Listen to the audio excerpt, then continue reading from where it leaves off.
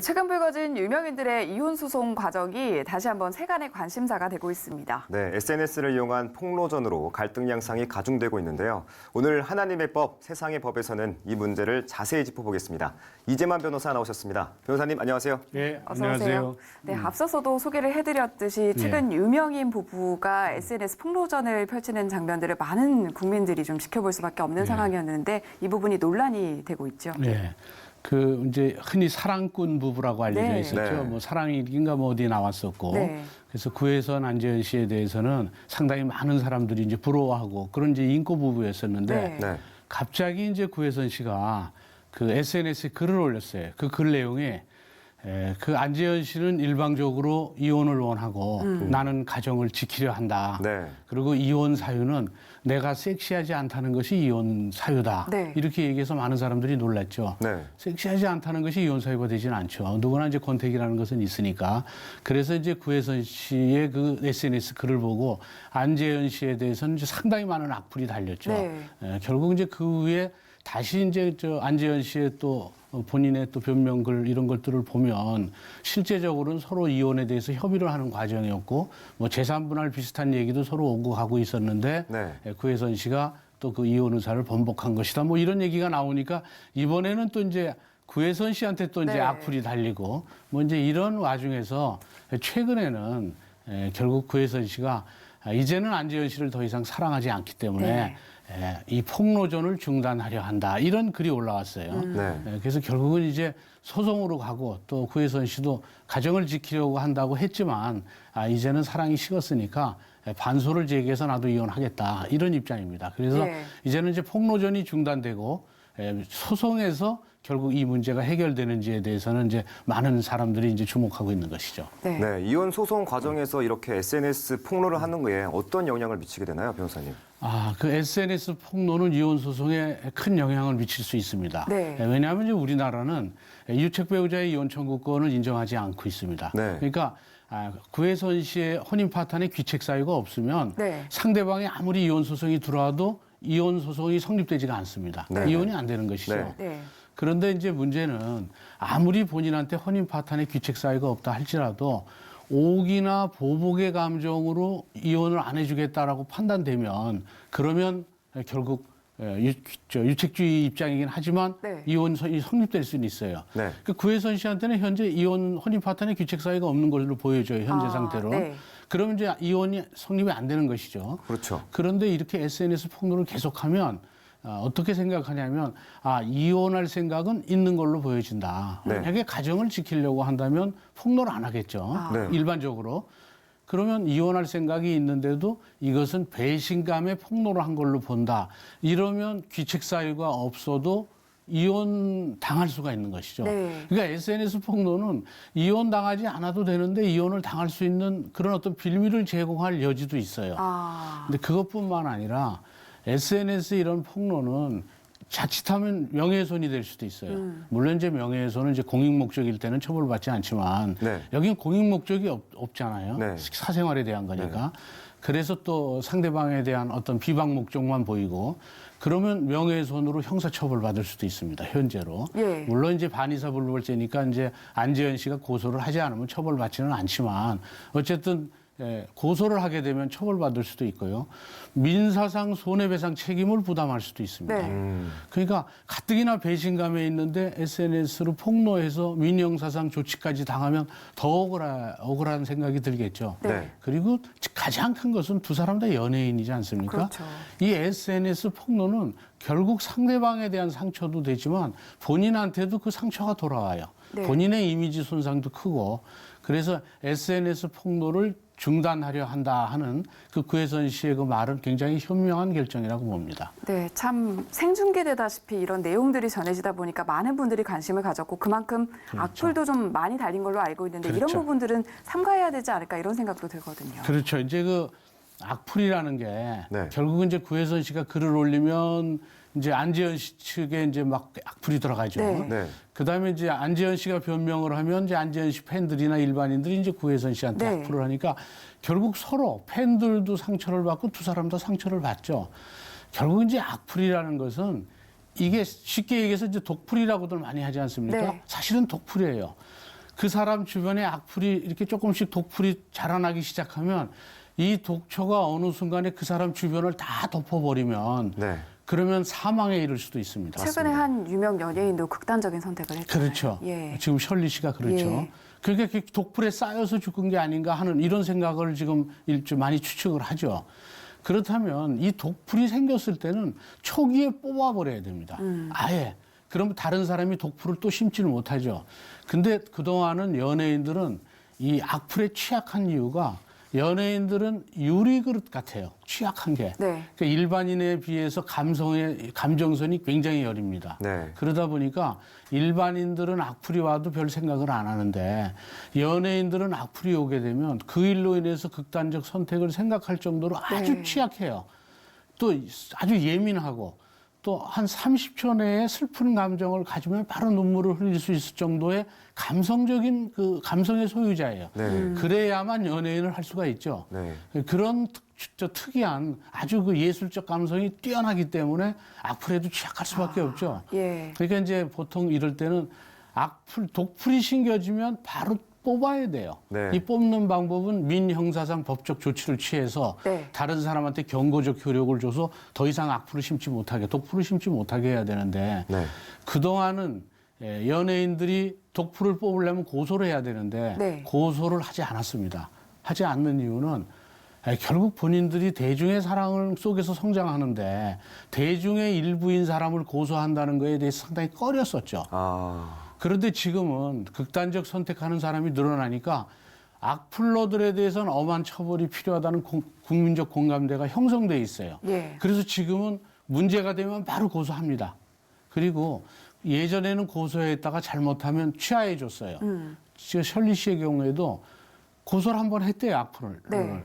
그랬더니 확인해 보니까 자기하고 동갑내인 명문대학교 여대생이더래요. 예. 취하해 주지 않으면 전과자가 되는데 어떻게 해야 됩니까? 하고 하소연하는 게 있었어요. 네. 그러니까 이제 취하해 줘요, 그렇게. 근데 지금 인터넷 정보의 바다에 악플이 들어와 있으면 네. 이게 몇십 년 동안 뭐 평생 가져죠. 뭐 영구히 가지 않습니까? 네. 이렇게 되면 자손의 먼 훗날에는 악플만 남아 있으면 네. 결국은 이게 오해가 될 수가 있어요. 진실로.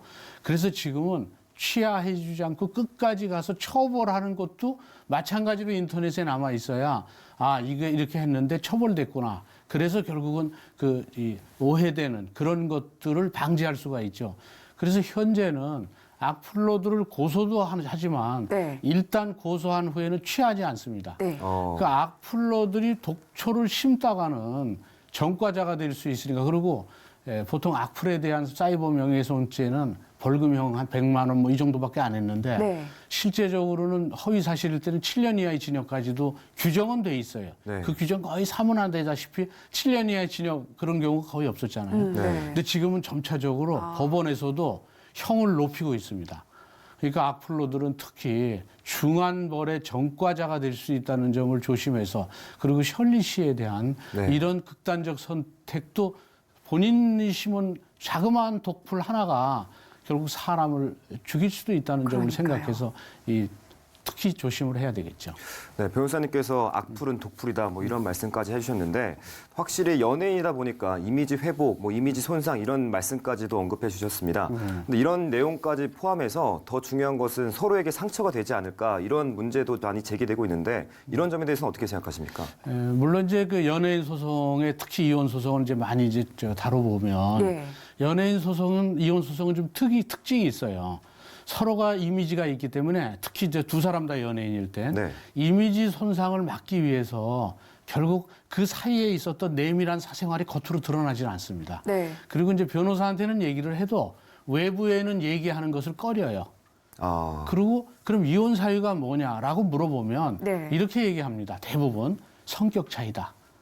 그러니까 서로 성격이 다른 사람끼리 만나서 예. 서로 맞추지는 못했다. 네. 그래서 성격 차이라는 그런 두리뭉실하게 네. 그렇게 얘기를 하기 때문에 이미지 손상을 서로 최소화합니다. 왜냐하면 연예인에서 이제 은퇴하는 것이 아니기 때문에. 네. 근데 이번에 구혜선 안지현 씨 경우에는 이제 조금 특이한 경우가 돼버렸어요. 예. 실제적으로는 이렇게 내밀한 사생활이 겉으로 드러나지는 않습니다. 네. 그런데 이제 하지만 지금이라도 이제 배신감이 너무 크다고 하더라도 조금 멀리 생각했을 때는 결국은 이렇게 이미지 손상이 될 수 있는 그런 글들은 또 올리지 않는 것이 좋겠죠. 구혜선 씨도 더 이상 폭로하지 않겠다 이렇게 결국 이제 글을 또 올렸죠. 네. 굉장히 이제 현명한 결정이라고 보고 앞으로도 이혼 사유가 뭐냐라고 하면 성격 차이인 건 맞으니까 네. 성격 차이라고 이렇게 심플하게 해서 상대도 배려하고 본인의 이미지 손상도 막는 것이 가장 현명한 방법이라고 생각합니다. 네, 성격 차이 이런 부분도 좀 영향을 줬을 것 같은데 올해 발표된 OECD 국가 행복지수 현황을 보니까 34개국 중에 우리나라가 33위고요. 특히 자살률, 이혼율 정말 심각한 상황인 게 OECD 국가 중에 1, 2위를 차지하고 있더라고요. 네. 참 씁쓸한 결과인데 어떻게 보셨어요? 이런 그렇죠. 이제 우리나라가 이제 이혼율이 1위고 또 뭐 자살률 1위, 그건 이제 20대 자살률이 우리나라가 1위입니다. 네. 그러니까 20대 사망 원인 1위가 자살입니다. 20대가 뭐 특별히 사망할 원인이 특별히 있겠어요? 병이나 사고나 뭐 좀 있겠지만 자살률이 1위예요. 네. 그러니까 이제 이런 것들이 이제 사실은 예전에는 자살이 많지 않았습니다. 왜냐하면 살기 바빠서 죽을 여유가 없었어요. 죽는다는 것은 어느 정도 이제 여유가 있을 때 죽음도 생각하는 것이죠. 예전에는 죽음을 생각하기에는 생활이 너무 바빴던 거예요. 네. 그러니까 이제 죽음에 대한 생각이 없었는데 요즘에는 이제 핵가족화가 되면서 이혼율도 많아지고 자살률도 높아졌어요. 네. 그러니까 대가족이 있을 때는 완충작용을 많이 했습니다. 상의할 때도 많았고. 네. 근데 두 사람만 있으니까 이혼도 둘이 결정하면 이혼이 되는 거예요. 그리고 또 가장 중요한 건 IMF 때 그 경제적인 어려움을 다 같이 겪지 않았습니까? 네. 이 경제적인 어려움에 의한 이혼 사유의 40%가 경제적 이유였었고요. 그 IMF를 지나고 나서 문제되는 것은 개인주의가 굉장히 심화됐어요. 그러니까 자기 개인의 행복에 해가 되는 일은 전혀 하지 않으려고 하는 게 추세가 돼버렸어요. 네. 그러니까 부부지간이라도 상대가 내 개인의 행복을 막 결국 해하려고 하면 그럼 부부 생활을 유지하지 않으려고 해요. 네. 그러니까 내 개인의 행복이 최우선이었었어요. 근데 예전의 부부는 개인의 행복이 최우선이 아니에요. 내가 남편을 위하고 자식을 키우고 양육하고 이러면서 내가 결국 내 행복을 또 힘들어도 내 행복보다는 남편이나 또는 또 아내나 또는 자식을 키우는 거기에서 행복을 네. 느꼈어요. 그러니까 행복이라는 것은 남한테 사랑을 주면서 행복을 느꼈죠. 네. 근데 지금은 주면서 느끼는 게 아니라 내가 받으면서 행복을 느끼는 것이 이제 개인주의가 심화돼서 이게 심해졌어요. 네. 그런데다가 완충할 수 있는 그런 대가족 제도도 이제 무너졌고 네. 이러다 보니까 우리나라의 자살률이 이제 높아지고 이혼율도 이제 높아진 것이죠. 네. 결국 이제 근본 원인은 이제 결국은 더불어서 행복할 수 있는 그런 이제 사회적 인식이 이제 정착될 수 있도록 네. 이제 뭐 교회에서나 정부에서나 또는 여러 단체에서 이제 그런 걸 이제 노력을 해야 되겠죠. 네, 말씀을 듣다 보니까 시대에 따라서 참 가정에 대한 인식이 많이 변하지 예. 않았나 이런 생각이 예. 드는데 그런 만큼 이 가정에 대한 인식을 좀 바로 세워야 하지 않나 이런 생각이 들거든요. 그렇죠. 결국은 이제 가정의 제일 문제가 이혼하면 이제 둥지가 깨지는 거지 않습니까? 네. 네. 둥지가 깨지면 가장 크게 피해를 보는 게 아이들입니다. 아이들의 정서 성장에 있어서 부모가 이혼하게 되면 그로 인해서 받는 타격은 이루 말할 수 없이 큽니다.